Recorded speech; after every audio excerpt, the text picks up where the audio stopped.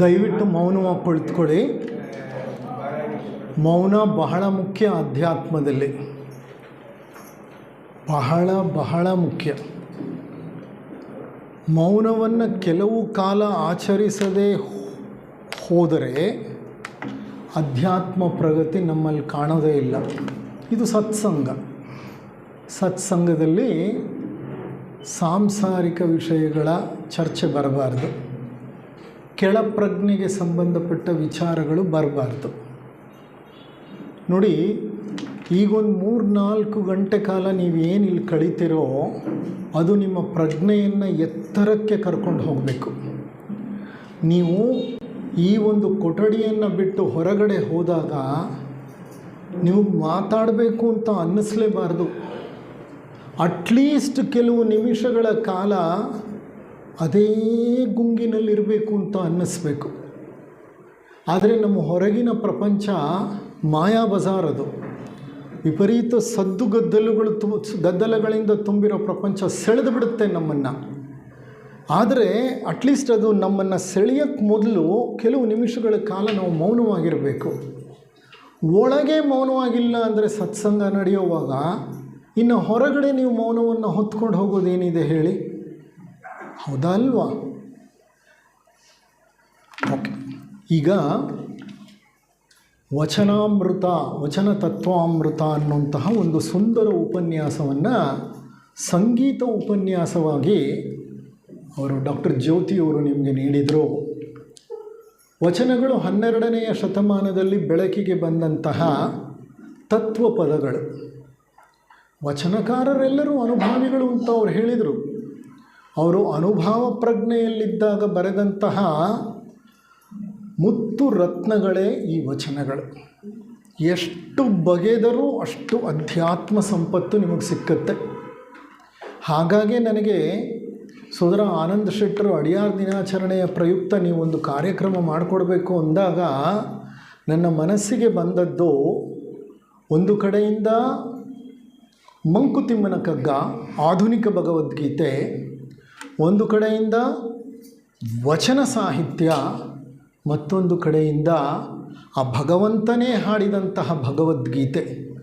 ಈ ಮೂರನ್ನೂ ಕಲಸಿ, ಮೂರನ್ನೂ ಮಿಶ್ರಣ ಮಾಡಿ ಒಂದು ಕ್ಯಾಪ್ಸ್ಯೂಲಾಗಿ, ಕ್ಯಾಪ್ಸ್ಯೂಲ್ ಗೊತ್ತಲ್ಲ, ಡಾಕ್ಟ್ರುಗಳು ಕೊಡ್ತಾರೆ ನಿಮಗೆ ಆರೋಗ್ಯ ಸರಿ ಇಲ್ಲ ಅಂತಂದರೆ ಕ್ಯಾಪ್ಸ್ಯೂಲ್ ಕೊಡ್ತಾರೆ. ಅದರಲ್ಲಿ ಬೇಕಾಗಿರೋ ಔಷಧಿಗಳನ್ನೆಲ್ಲ ಏನು ಮಾಡಿರ್ತಾರೆ? ಬೆರೆಸಿರ್ತಾರೆ. ಆ ರೀತಿ ಬೆರೆಸಿ ನಿಮಗೆ ಕೊಡಬೇಕು ಅನ್ನೋದು. ನೀವು ಇಲ್ಲಿಂದ ಹೊರಗೆ ಹೋಗುವಾಗ ನಿಮಗೆ ಒಂದು ಅನುಭವ ಬರಬೇಕು. I have taken A spiritual capsule now. ಈ 3-4 ಗಂಟೆ ಇಲ್ಲಿ ಕುಳಿತುಕೊಂಡು ನಾನು ಏನು ಮಾಡಿದ್ದೀನಿ? ಒಂದು ಅಧ್ಯಾತ್ಮ ಕ್ಯಾಪ್ಸ್ಯೂಲನ್ನು ನುಂಗಿದ್ದೀನಿ. ಯಾವುದೇ ಕ್ಯಾಪ್ಸ್ಯೂಲ್ ನುಂಗಿದ್ರೂ ಡಾಕ್ಟ್ರ್ ಬರ್ಕೊಟ್ಟಿರೋದು ಅದು ಕೆಲವು ಗಂಟೆಗಳ ಕಾಲ ಏನು ಮಾಡುತ್ತೆ? ನಿಮ್ಮ ಶರೀರದಲ್ಲೇ ಕೆಲಸ ಮಾಡುತ್ತೆ. ಈ ಆಧ್ಯಾತ್ಮಿಕ ಕ್ಯಾಪ್ಸ್ಯೂಲೂ ಅಟ್ಲೀಸ್ಟ್ ಕೆಲವು ನಿಮಿಷಗಳ ಕಾಲ ಆದರೂ ಕೆಲಸ ಮಾಡಲಿ ಹೊರಗೆ ಹೋದ್ಮೇಲೆ. ಓಕೆ, ಇದು ನಾ ಆಗಲೇ ಹೇಳಿದ್ನಲ್ಲ, ಒಂದು ಮಾಯಾ ಬಜಾರ್. ಇಲ್ಲಿರೋ ರೀತಿ ಅಲ್ಲಿರಲಿಕ್ಕೆ ಈ ಜಗತ್ತು ನಮ್ಮನ್ನು ಬಿಡಲ್ಲ. ವ್ಯಾಪಾರ ವ್ಯವಹಾರಗಳು, ಹಲವಾರು ಬಂಧು ಬಾಂಧವರು, ಸ್ನೇಹಿತರು, ಮಿತ್ರರು, ಕುಟುಂಬದ ಕಷ್ಟ, ಆ ಕುಟುಂಬದ ಸಮಸ್ಯೆಗಳು ಎಲ್ಲ ಇರ್ತವೆ. ಇರಲಿ, ಎಲ್ಲದರ ಮಧ್ಯೆ ಈ ಸತ್ಸಂಗವನ್ನು ಅನುಭವಿಸೋದಿದೆಯಲ್ಲ, ಅದೊಂದು ಉನ್ನತವಾದಂಥ ಅನುಭವ. ಹಾಗಾಗಿ ಮೌನವನ್ನು ಹೊತ್ತು ಮುನ್ನಡೆಯೋಣ. ನಮ್ಮಲ್ಲಿ ಪ್ರಶ್ನೆಗಳಿದ್ದರೆ ಆ ಪ್ರಶ್ನೆಗಳನ್ನು ಕೊನೆಯಲ್ಲಿ ಸಮಯ ಅವಕಾಶ ಇದ್ದರೆ ಕೇಳೋಣ. ಹಾಗಿಲ್ಲ ಅಂದರೆ ಆ ಪ್ರಶ್ನೆಗಳ ಹಾಗೆ ಉಳೀಲಿ. ಒಂದಲ್ಲ ಒಂದು ದಿವಸ ಸ್ವಾಧ್ಯಾಯದಿಂದ ಆ ಪ್ರಶ್ನೆಗಳಿಗೆ ಉತ್ತರ ಕಲ್ತ್ಕೋಬೇಕು. ಎಲ್ಲ ಪ್ರಶ್ನೆಗಳಿಗೂ ಇತರರು ಪ್ರಪಂಚ ಉತ್ತರ ಕೊಡಲಿಕ್ಕೆ ಸಾಧ್ಯ ಇಲ್ಲ. ಬಹಳಷ್ಟು ಪ್ರಶ್ನೆಗಳಿಗೆ ಉತ್ತರ ಎಲ್ಲಿಂದ ಬರಬೇಕು? ಒಳಗಿನಿಂದಲೇ ಬರಬೇಕು. ಆ ಒಳಗಿನಿಂದ ಉತ್ತರಗಳು ಬರೋದು ಅಂದರೆ ಅಂತಃಸ್ಫುರಣೆಯಿಂದ ಹೊರಗೆ ಬರೋದು. ಆ ಅಂತಃಸ್ಫುರಣೆ ಬೆಳೀಲಿಕ್ಕೆ ಬೇಕಾದಂತಹ ಸಾಹಿತ್ಯವನ್ನು ನಿಮ್ಮ ಜೊತೆ ಹಂಚ್ಕೋತಾ ಇದ್ದೀವಿ. ನೀವಿದನ್ನು ಅನುಭವಿಸಿದಷ್ಟು ಏನಾಗುತ್ತೆ ಅಂದರೆ ಬರ್ತಾ ಬರ್ತಾ ಬರ್ತಾ ನಿಮಗೆ ಬಾಹ್ಯ ಪ್ರಪಂಚದ ಮೇಲೆ ಒಂದು ಮಟ್ಟದ ವೈರಾಗ್ಯ ಬೆಳೆಯುತ್ತೆ. ಬಾಹ್ಯ ಪ್ರಪಂಚದ ಮೇಲೆ ಯಾವಾಗ ವೈರಾಗ್ಯ ಬೆಳೆಯುತ್ತೋ ಆಗ ನಿಮ್ಮ ಪ್ರಜ್ಞೆ ಎಲ್ಲಿಗೆ ಇಳಿಯುತ್ತೆ? ಅಂತರಂಗಕ್ಕೆ ಇಳಿಯುತ್ತೆ. ಅಂತರಂಗಕ್ಕೆ ಇಳಿದಾಗ ಅಂತಃಸ್ಫುರಣೆ ತಂತಾನೇ ಅರಳುತ್ತೆ. ಅಂತಃಸ್ಫುರಣೆ ಅನ್ನೋದು ಅರಳಿದಾಗ ಧೀ ಶಕ್ತಿ, ಅದು ಗಾಯತ್ರಿ ಮಂತ್ರದಲ್ಲಿ ನಾವು ಧಿಯೋ ಯೋನಃ ಪ್ರಚೋದಯಾತ್ ಧೀ ಅಂತೀವಲ್ಲ, ಅದು ಅಂತಃಸ್ಫುರಣೆ. ಆ ಅಂತಃಸ್ಫುರಣೆ ಒಳಗಿಂದಲೇ ಮೇಲೇಳೋದು. ಅದು ಒಳಗಿಂದಲೇ ಮೇಲೇಳಬೇಕಂದ್ರೆ ಈ ಸತ್ಸಂಗ ಬಹಳ ಅವಶ್ಯಕ. ಅದಕ್ಕೆ ಶಂಕರಾಚಾರ್ಯರು ಹೇಳೋದು ಸತ್ಸಂಗತ್ವೇ ನಿಸ್ಸಂಗತ್ವಂ, ನಿಸ್ಸಂಗತ್ವೇ ನಿರ್ಮೋಹತ್ವಂ, ನಿರ್ಮೋಹತ್ವೇ ನಿಶ್ಚಲತತ್ವಂ, ನಿಶ್ಚಲತತ್ವೇ ಜೀವನ್ಮುಕ್ತಿ ಅಂತ. ಆ ಜೀವನ್ಮುಕ್ತ ಸ್ಥಿತಿಗೆ ಕರ್ಕೊಂಡು ಹೋಗುವಂಥದ್ದು ಈ ಸತ್ಸಂಗಕ್ಕೆ ಇರುವಂತಹ ಶಕ್ತಿ. ಅದನ್ನು ನಾವು ಆದಷ್ಟು ಸಾಕಾರಗೊಳಿಸ್ಕೋಬೇಕು, ಅದನ್ನು ಸರಿಯಾಗಿ ಬಳಸ್ಕೊಳ್ಬೇಕು. ಸತ್ಸಂಗ ಅಂದರೆ ಏನು? ಸತ್ನ ಜೊತೆ ನಾವು ಮಾಡುವಂತಹ ಸಹವಾಸ. ನೋಡಿ, ಎಂತಹ ಒಂದು ಉನ್ನತವಾದಂಥ ಉಪನ್ಯಾಸಗಳನ್ನು ನಮ್ಮ ಇಬ್ಬರು ಲೆಕ್ಚರರ್ಸ್ ಅಥವಾ ಉಪನ್ಯಾಸಕರು ನೀಡಿದರು. ಇದರಲ್ಲಿ ಎಂಥ ಆಳವಾದ ಅಧ್ಯಾತ್ಮ ತತ್ವಗಳಿವೆ. ಇವು ನಮ್ಮನ್ನು ಸಾಂಸಾರಿಕ ಬಂಧಗಳಿಂದ ಹೇಗೆ ಬಿಡಿಸುತ್ತೆ, ಇದನ್ನೆಲ್ಲ ಗಮನಿಸುತ್ತಾ ನಾನು ಈ 3 ಸಂಗತಿಗಳನ್ನು ಮುಖ್ಯವಾಗಿ ತಗೊಂಡಿದ್ದು. ಅಡಿಯಾರ್ ದಿನಾಚರಣೆ ಮೊದಲನೇ ಕಾರ್ಯಕ್ರಮ, ಅಡಿಯಾರ್ನ ಒಂದು ವೈಶಿಷ್ಟ್ಯತೆ ಬಗ್ಗೆ ನಾನು ನಿಮ್ಮ ಬಳಿ ಮಾತನಾಡಬೇಕಾಗಿತ್ತು. ಹಾಗಾಗಿ ಅದನ್ನು ಅಡಿಯಾರ್ ದಿನಾಚರಣೆಯ ಅತಿ ಮುಖ್ಯವಾದಂತಹ ಸಂಗತಿಗಳಿಗಾಗಿ ಮೀಸಲಿಟ್ಕೊಂಡ್ವಿ. ನಂತರ ಎಲ್ಲ ತತ್ವಭರಿತವಾದ ಸಂದೇಶ. ಈಗ 3ನೇ ಉಪನ್ಯಾಸ, ಇದನ್ನು ಎಷ್ಟು ಶೀಘ್ರವಾಗಿ ಮಾಡಿ ಮುಗಿಸ್ಬೋದು ಅಷ್ಟು ಶೀಘ್ರವಾಗಿ ಮಾಡಲಿಕ್ಕೆ ಪ್ರಯತ್ನ ಪಡ್ತೇನೆ. ಆದಷ್ಟು 2 ಗಂಟೆ 10 ನಿಮಿಷ ಅಥವಾ 2:15 ಒಳಗಡೆ ಮುಗಿಸ್ಬಿಡೋಣಂತೆ. ನಂತರ ಭೋಜನ ವಿರಾಮವಿದೆ. ಮೌನವಾಗಿರೋದನ್ನು ಕಲಿತ್ಕೊಳ್ಳಿ. ಈ ವ್ಯಾಸಂಗ ಮುಗಿದ ಮೇಲೂ ಮೌನವಾಗಿರಬೇಕು. ಭೋಜನ ತಗೊಳ್ಳೋವಾಗಲೂ ಸ್ವೀಕರಿಸುವಾಗಲೂ ಮೌನವಾಗಿರಬೇಕು. ನಮ್ಮ ಸುಕೃಷ್ಣಮೂರ್ತಿಗಳು ಅಂತ ಇದ್ದರು. ನಿಮ್ಮಲ್ಲಿ ಯಾರಿಗಾದ್ರೂ ಗೊತ್ತಾ? ಸುಕೃಷ್ಣಮೂರ್ತಿಗಳು ನನ್ನ ಗುರುಗಳು, ನನ್ನ ಮಾರ್ಗದರ್ಶಕರು. ನಾನು ಅಧ್ಯಾತ್ಮ ಕ್ಷೇತ್ರಕ್ಕೆ ಪ್ರವೇಶ ಮಾಡಿದಾಗ ನನಗೆ ಹುರುಪನ್ನು ಪ್ರೋತ್ಸಾಹವನ್ನು ನೀಡಿ ನನ್ನನ್ನು ಆಧ್ಯಾತ್ಮಿಕವಾಗಿ ಸಲಹಿದವರು. ಅವರು ನಿರ್ದೇಶಕರಾಗಿದ್ದಾರೆ ಅಂದರೆ ಹೆಂಗಿರ್ತಿತ್ತು ಗೊತ್ತಾ? Pin drop silence. ಭೋಜನದ ಸಮಯದಲ್ಲೂ ಯಾರೂ ಮಾತಾಡೋಂಗಿಲ್ಲ. ದಟ್ ಈಸ್ ಅಂದರೆ you are living in divinity. ದೇವರಿಗೆ ಹತ್ತಿರವಾಗಿ ನೀವು ಇರಬೇಕು ಅನ್ನೋದಾದರೆ ಮೌನವಾಗಿರಬೇಕು. ಬರೀ ಬಾಹ್ಯ ಮೌನ ಒಂದೇ ಅಲ್ಲ, ಅಂತರಂಗದ ಮೌನ ಸಹ. ನಾನು ಇಂದಿಗೂ ಅವರನ್ನು ಜ್ಞಾಪಕ ಮಾಡ್ಕೊಳ್ತೀನಿ. ಅವ್ರು ಮಾಡ್ತಾ ಇದ್ದಂಥ ಶಿಬಿರಗಳು, ಅವ್ರು ಮಾಡ್ತಾ ಇದ್ದಂಥ ಗೋಷ್ಠಿಗಳು, ಆ ವಿಚಾರಗಳು, ಆ ವಿಷಯಗಳು, ಅವುಗಳ ಪ್ರತಿಪಾದನೆ, ಅಲ್ಲಿದ್ದ ಶಿಸ್ತು ಬಹಳ ಮುಖ್ಯ, ಬಹಳ ಮುಖ್ಯ. ಇರಲಿ, ಗ್ರೇಟ್. ಈಗ ನಾನು ಸೋದರಿ ಜ್ಯೋತಿ ಅವರಿಗೆ ನನ್ನ ವಂದನೆಗಳನ್ನು ತಿಳಿಸ್ತೇನೆ. ಒಂದು ಉತ್ತಮವಾದಂಥ ಉಪನ್ಯಾಸ. ಮುಂದಿನ ಮತ್ತು ಕೊನೆಯ ಉಪನ್ಯಾಸ ಗೀತಾಮೃತ, ಗೀತೆಯ ತತ್ವದ ಅಮೃತ.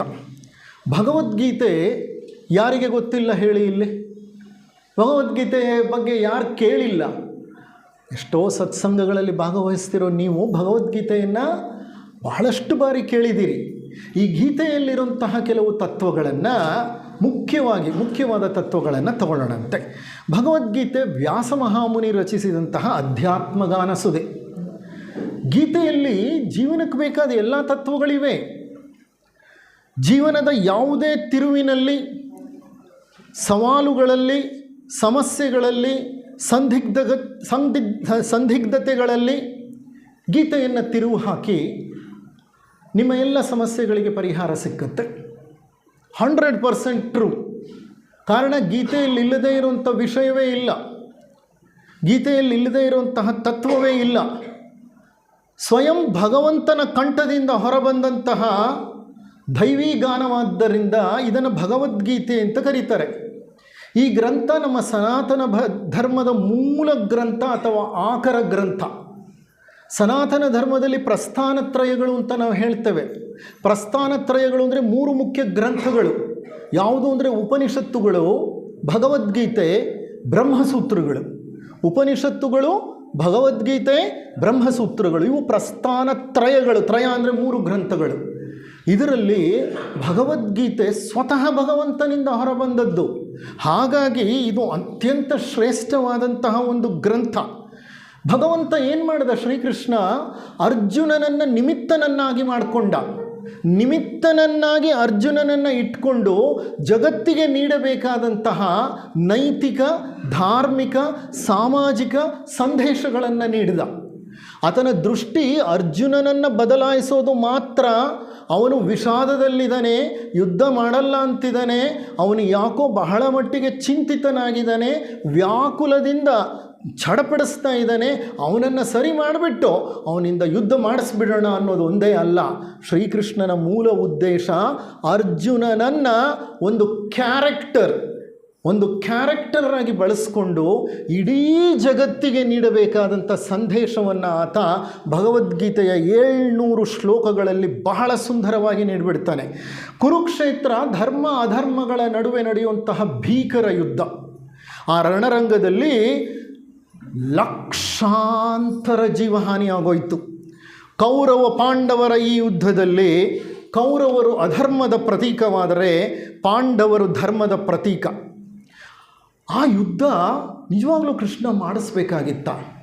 ಗೌತಮ ಬುದ್ಧ ಅಹಿಂಸೆಯನ್ನು ಬೋಧಿಸಿ ಹೋದ, ಯೇಸು ಕ್ರಿಸ್ತ ಅಹಿಂಸೆಯನ್ನು ಬೋಧಿಸಿ ಹೋದ, ರಾಮಕೃಷ್ಣ ಪರಮಹಂಸರು ಅಹಿಂಸೆಯನ್ನು ಮಾತನಾಡಿದರು, ರಮಣ ಮಹರ್ಷಿಗಳು ಅಹಿಂಸೆಯನ್ನು ಮಾತನಾಡಿದರು. ಈಗ ಅವರು ಹೇಳಿದರು, ನಮ್ಮ ಪದ್ಮಪುರಾಣದಲ್ಲಿ ಮೊಟ್ಟ ಮೊದಲನೆಯ ಪುಷ್ಪ ಯಾವುದೋ? ಅಹಿಂಸಾ ಪ್ರಥಮೋ ಪುಷ್ಪ. ಅಂಥದ್ರಲ್ಲಿ ಶ್ರೀಕೃಷ್ಣ ಪರಮಾತ್ಮ ಅಷ್ಟು ಹಿಂಸಾತ್ಮಕವಾದ ಯುದ್ಧವನ್ನು ಮಾಡಿಸ್ಬಿಟ್ನಲ್ಲ, ಇದು ಸರಿನಾ ಶ್ರೀಕೃಷ್ಣ ಮಾಡಿದ್ದು? ಅಷ್ಟು ಜೀವಹಾನಿ ಆಗಬೇಕಾಗಿತ್ತ? ಅಷ್ಟು ಪ್ರಾಣಹಾನಿ ಆಗಬೇಕಾಗಿತ್ತ? ಈ ಪ್ರಶ್ನೆಗಳು ನಮ್ಮಲ್ಲಿ ಬರುತ್ತೆ. ಇರಲಿ, ಆ ಪ್ರಶ್ನೆಗಳಿಗೆ ಉತ್ತರವನ್ನು ನಾನು ಮುಂದೆ ನೀಡ್ತೇನೆ. ಅದೊಂದು ಭೀಕರ ಯುದ್ಧವಾಗಿತ್ತು. ಯುದ್ಧದ ಪ್ರಾರಂಭಕ್ಕೆ ಮೊದಲು ಅರ್ಜುನ ವಿಷಾದವನ್ನು ವ್ಯಕ್ತಪಡಿಸ್ತಾನೆ. ಖಿನ್ನತೆ, ಕಾರ್ಪಣ್ಯ, ಗೊಂದಲಗಳಲ್ಲಿ ಸಿಕ್ಕಾಕ್ಕೊಂಡು ಬಿಡ್ತಾನೆ. ಅವುಗಳನ್ನು ನಿವಾರಿಸುವ ಸಲುವಾಗಿ ಶ್ರೀಕೃಷ್ಣ ಧರ್ಮ ಅಧರ್ಮಗಳ ನಡುವೆ ಇರುವಂತಹ ಸೂಕ್ಷ್ಮ ವ್ಯತ್ಯಾಸಗಳನ್ನು ತಿಳಿಸ್ತಾ ಹೇಳ್ತಾನೆ. ಈಗ ನಾನು ಹೇಳಿದ್ನಲ್ಲ ನಿಮಗೆ, ಇಷ್ಟು ಹಿಂಸಾತ್ಮಕವಾದ ಭೀಕರವಾದ ರಣರಂಗವನ್ನು ಮಾಡಿಸಿದಂತಹ ಶ್ರೀಕೃಷ್ಣ ನಿಜವಾಗಲೂ ಅದು ಆತನಿಗೆ ಸರಿಯಾ? ಅದು ಧರ್ಮವಾ? ಅಷ್ಟು ಪ್ರಾಣಹಾನಿ ಬೇಕಾಗಿತ್ತಾ? ಈ ಪ್ರಶ್ನೆಗಳು ನಮ್ಮಲ್ಲಿ ಬಂದಾಗ ಅಲ್ಲೇ ಬರೋದು ಧರ್ಮ ಮತ್ತು ಅಧರ್ಮ. ಒಂದು ಕಡೆ ಅಹಿಂಸೆಯನ್ನು ನಾವು ಹೇಳ್ತೀವಿ, ಮತ್ತೊಂದು ಕಡೆ ಸ್ವಯಂ ಭಗವಂತನೇ ಅಷ್ಟು ಹಿಂಸೆ ಮಾಡಿಸ್ಬಿಟ್ನಲ್ಲ. ಹಾಗಾದರೆ ಧರ್ಮಕ್ಕೂ ಅಧರ್ಮಕ್ಕೂ ವ್ಯತ್ಯಾಸವಿಲ್ವಾ? ಭಗವಂತ ಅಧರ್ಮದ ಒಂದು ಕಡೆ ಪಕ್ಷಪಾತಿಯಾಗಿ ನಿಂತುಬಿಟ್ನ? ಇಲ್ಲೇ ಧರ್ಮ ಅಧರ್ಮಗಳ ಸೂಕ್ಷ್ಮತೆಯನ್ನು ನಾವು ಅರ್ಥ ಮಾಡ್ಕೋಬೇಕಾಗಿರೋದು. ಈ ಸಂದರ್ಭದಲ್ಲಿ ಅರ್ಜುನ ವಿಷಾದ ಯೋಗ ಅಂತ ಪ್ರಾರಂಭವಾಗುತ್ತೆ ಭಗವದ್ಗೀತೆಯ ಮೊದಲನೇ ಅಧ್ಯಾಯ. ಅರ್ಜುನ ವಿಷಾದದಲ್ಲಿ ಮುಳುಗಿದಾನೆ. ಭಗವಂತ ಆತನಿಗೆ ಬೋಧನೆಯನ್ನು ಪ್ರಾರಂಭ ಮಾಡ್ತಾನೆ. ಭಗವಂತ ತಂತಾನೇ ಬೋಧನೆಯನ್ನು ಪ್ರಾರಂಭ ಮಾಡಲ್ಲ. ಅರ್ಜುನನ ಬಾಯಿಂದ ಶರಣಾಗತಿ ಎನ್ನುವಂತಹ ಒಂದು ಭಾವ ವ್ಯಕ್ತವಾದಾಗ ಮಾತ್ರ ಶ್ರೀಕೃಷ್ಣ ಬೋಧನೆ ಪ್ರಾರಂಭ ಮಾಡ್ತಾನೆ. ಅಲ್ಲಿ ತನಕ ಶ್ರೀಕೃಷ್ಣ ಸುಮ್ಮನೆ ಆತನನ್ನು ಗಮನಿಸ್ತಾನೆ. ಆತ ಹೇಳೋ ವಿಷಯವನ್ನು ಕೇಳ್ತಾ ಮೌನವಾಗಿರ್ತಾನೆ. ಅಂಥ ಭಗವಂತ ಸಹ ಮೌನವಾಗಿರ್ತಾನೆ. ಭಗವಂತ ಮಾತನಾಡಲಿಕ್ಕೆ ಪ್ರಾರಂಭ ಮಾಡೋಕ್ಕೆ ಮೊದಲೇ ಹಲವಾರು ಶ್ಲೋಕಗಳಿವೆ. ಅಲ್ಲಿ ಅರ್ಜುನ ತನ್ನ ದೈನ್ಯ ಸ್ಥಿತಿಯನ್ನು ವಿವರಿಸುತ್ತಾ ಶ್ರೀಕೃಷ್ಣನನ್ನು ಕೇಳ್ಕೊತಾನೆ, ಕೃಷ್ಣ, ನಾನು ನಿನ್ನ ಶಿಷ್ಯಸ್ತೇಹಂ ಶಾಧಿಮಾಂ ಪ್ರಪನ್ನಂ. ನಾನು ನಿನ್ನ ಶಿಷ್ಯ ಕೃಷ್ಣ, ನಾನು ನಿನಗೆ ಶರಣಾಗತನಾಗ್ತಾ ಇದ್ದೇನೆ. ನನಗೆ ದಿಕ್ಕು ಕಾಣ್ತಾ ಇಲ್ಲ, ನನಗೆ ಮುಂದಿನ ದಾರಿಯನ್ನು ತೋರಿಸು. ಅಲ್ಲಿವರೆಗೂ ಕೃಷ್ಣ ತನ್ನ ಬಾಯಿ ಕೂಡ ತೆಗೆಯಲ್ಲ. ನಾವು ಅಷ್ಟೆ, ಎಲ್ಲಿವರೆಗೂ ನಮ್ಮ ಅಹಂ ಸ್ವಭಾವದಲ್ಲಿ ಕೆಲಸ ಮಾಡ್ತಾ ಇರ್ತೀವೋ, ನಾನೇ ಗ್ರೇಟ್, ನನಗೆ ತಿಳಿದೇ ಇರೋ ವಿಷಯವೇ ಮತ್ತೊಂದಿಲ್ಲ, ನನ್ನಲ್ಲಿರುವಂತಹ ಒಂದು ಮೆರಿಟ್ ಇನ್ನೆಲ್ಲೂ ಇಲ್ಲ, ನನ್ನಲ್ಲಿರೋ ಪ್ರತಿಭೆ ಮತ್ತೆಲ್ಲೂ ಇಲ್ಲ, ನಾನು ಹಾಗೆ ಮಾಡಿದ್ದೀನಿ ಹೀಗೆ ಮಾಡಿದ್ದೀನಿ ಅಂತ ಅಹಂ ಸ್ವಭಾವದಲ್ಲಿ ಮೆರಿತಾ ಇರ್ತೀವಲ್ಲ, ಭಗವಂತ ಖಂಡಿತ ನಮ್ಮ ಸಹಾಯಕ್ಕೆ ಬರಲ್ಲ. ಆತ ಏನು ಮಾಡ್ತಾನೆ, ಸುಮ್ಮನೆ ಕುಳಿತು ವೀಕ್ಷಿಸುತ್ತಾ ಇರ್ತಾನೆ. ಈ ಜೀವ ಯಾವಾಗ ಅಹಂಭಾವವನ್ನು ಕಳ್ಕೊಳ್ಳುತ್ತೆ, ಅಹಂಭಾವವನ್ನು ಕಳ್ಕೊಂಡಾಗ ಆ ಕೃಷ್ಣ ತಂತಾನೇ ಇಳಿದು ಬರ್ತಾನೆ. ಆತ ಇಳಿದು ಬರೋದು ಬೇಕಾಗಿಲ್ಲ, ಒಳಗಿದ್ದಾನೆ ಕೃಷ್ಣ. ಕೃಷ್ಣ ಕಾನ್ಷಿಯಸ್ನೆಸ್, ಕೃಷ್ಣ ಪ್ರಜ್ಞೆ, ಶಿವ ಪ್ರಜ್ಞೆ ಇಲ್ಲಿ ಆತ್ಮದಲ್ಲಿದೆ. ಆ ಆತ್ಮ ಪ್ರಜ್ಞೆಯೇ ಶಿವ ಪ್ರಜ್ಞೆ, ಕೃಷ್ಣ ಪ್ರಜ್ಞೆ. ಅದು ಸದಾ ನಮ್ಮನ್ನು ನೋಡ್ತಾ ಇದೆ. ಆದರೆ ನಾವೇನು ಮಾಡ್ತಿದ್ದೀವಿ, ಅದನ್ನು ನೋಡ್ತಿಲ್ಲ, ಪ್ರಪಂಚವನ್ನು ನೋಡ್ತಿದ್ದೀವಿ, ವ್ಯಾಮೋಹಗಳಲ್ಲಿ ಮುಳುಗಿದ್ದೀವಿ, ಹೊರಗಿನ ಜಂಜಾಟಗಳಲ್ಲಿ ಕಾಲ ಕಳೀತಾ ಇದ್ದೀವಿ, ಹಗಲು ರಾತ್ರಿ ಗಾಸಿಪ್ ಹರಟೆಗಳಲ್ಲಿ ಕಾಲ ಕಳೀತಾ ಇದ್ದೀವಿ. ಹಾಗಿರೋದ್ರಿಂದ ಕೃಷ್ಣ ಒಳಗಿರೋನೇನು ಮಾಡಿದ್ದಾನೆ, ಇರಲಿ, ಅವನೇನೇನು ಮಾಡ್ತಾನೋ ಮಾಡ್ಕೊಳ್ಳಿ, ನಾನೇನು ಮಾಡ್ತೀನಿ, ಸುಮ್ಮನೆ ನೋಡ್ತಾ ಕುಳಿತುಕೋತೀನಿ. ಯಾವಾಗ ಅವನು ನನಗೆ ಸಾಕಾಯಿತು ಕೃಷ್ಣ, ಇನ್ನೀ ಸಂಸಾರ ಬೇಡ, ಈ ಜಂಜಾಟ ಬೇಡ, ನನಗೊಂದು ದಿಕ್ಕನ್ನು ಕಾಣಿಸು, ನನಗೊಂದು ದಾರಿಯನ್ನು ತೋರಿಸು ಅಂತ ದೈನ್ಯದಿಂದ ಬೇಡಿಕೊಳ್ತಾನಲ್ಲ, ಆವಾಗ ಆ ಕೃಷ್ಣ ಪ್ರಜ್ಞೆ ವಿಸ್ತಾರವಾಗಿ ಬೆಳೆಯುತ್ತೆ. ನಮ್ಮ ಒಂದು ಆತ್ಮದಲ್ಲೇ ಇದೆ ಆ ಕೃಷ್ಣ ಪ್ರಜ್ಞೆ. ಇರಲಿ, ಈ ಭಗವದ್ಗೀತೆ ಪ್ರಾರಂಭವಾಗೋದು ರಣರಂಗದಲ್ಲಿ. ಮತ್ಯಾವ ಪ್ರಪಂಚದ ಧರ್ಮಗ್ರಂಥವು ರಣರಂಗದಲ್ಲಿ ಬಿಗಿನ್ ಆಗಿದ್ದೇ ಇಲ್ಲ. ನೀವು ಬೇಕಾದ್ರೆ ತಗೊಳ್ಳಿ, ಬೈಬಲ್ನ ತಗೊಳ್ಳಿ, ಕುರಾನ್ನ ತಗೊಳ್ಳಿ, ಅಥವಾ ನಮ್ಮ ಝೊರಾಸ್ಟ್ರಿಯನ್ಸ್ ಬಳಸ್ತಾರಲ್ಲ ಅದನ್ನು ತಗೊಳ್ಳಿ, ಝಂಡವಸ್ಥಾ ಅಂತ, ನಮ್ಮ ಪಾರಸಿ ಮತ, ಸಿಖ್ ಮತದ ಗ್ರಂಥ ಸಾಹಿತ್ಯ ತಗೊಳ್ಳಿ. ಇವು ಯಾವುದು ವಚನ ಸಾಹಿತ್ಯವಾಗಲಿ, ಮಂಕುತಿಮ್ಮನ ಕಗ್ಗವಾಗಲಿ, ಯಾವುದು ರಣರಂಗದ ಮಧ್ಯೆ ಹೊರಗೆ ಬರಲಿಲ್ಲ. ಇವೆಲ್ಲ ಅನುಭಾವ ಪ್ರಜ್ಞೆಯಲ್ಲಿ ಸಂತ ಮಹಂತರು, ಉಪನಿಷತ್ನ ಋಷಿ ಮುನಿಗಳು ಮುಳುಗಿದ್ದಾಗ ಹೊರಬಂದಂತಹ ಅಧ್ಯಾತ್ಮ ಸುದೆ. ಆದರೆ ಭಗವದ್ಗೀತೆಯ ಒಂದು ವೈಶಿಷ್ಟ್ಯತೆ ಏನು ಅಂದರೆ, ಭೀಕರ ರಣರಂಗದ ಮಧ್ಯೆ ಅಧ್ಯಾತ್ಮಗಾನ ಸುದೆ ಹೊರಗಡೆ ಬಂತು. ಅಂದರೆ ಇದು ಬಹಳ ಸೋಜಿಗದ ಸಂಗತಿ. ಇದರ ಪ್ರಾರಂಭ ಹೇಗೆ ಗೊತ್ತಾ, ಧರ್ಮಕ್ಷೇತ್ರೇ ಕುರುಕ್ಷೇತ್ರೇ ಸಮವೇತಾಯುಯುತ್ಸವಃ ಮಾಮಕಾಹ ಪಾಂಡವಾಶ್ಚೈವ ಕಿಮಕುರ್ವತ ಸಂಜಯ. ಮೊದಲನೇ ಶ್ಲೋಕ ಭಗವಂತನದಲ್ಲ, ಮೊದಲನೇ ಶ್ಲೋಕ ಧೃತರಾಷ್ಟ್ರನದು. ಅದು ಒಂದೇ ಶ್ಲೋಕವೇ ಧೃತರಾಷ್ಟ್ರನದು ಭಗವದ್ಗೀತೆಯಲ್ಲಿ. ಭಗವದ್ಗೀತೆಗೆ ಒಂದು ದೃಷ್ಟಿಯಲ್ಲಿ ಮೂಲ ಕಾರಣ ಧೃತರಾಷ್ಟ್ರನ ಒಂದು ವ್ಯಾಮೋಹ.